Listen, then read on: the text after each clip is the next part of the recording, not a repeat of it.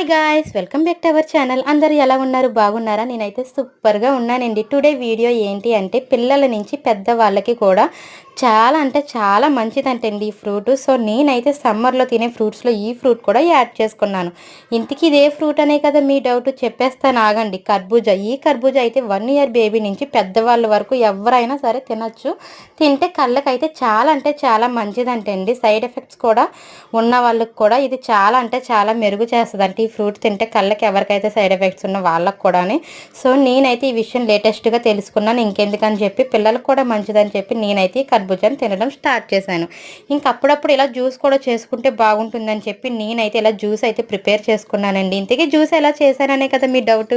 First అయితే కర్బూజా ముక్కలు చిన్న చిన్నగా కట్ చేసుకుని అందులో బాదం కూడా యాడ్ చేసుకుని మిల్క్ వేసుకుని మిక్స్ అయితే పట్టుకున్నానండి. నేనైతే షుగర్ అయితే యాడ్ చేసుకోలేదు, హెల్త్కి మంచిది కాదు కాబట్టి. మీరైతే హనీ యాడ్ చేసుకోండి.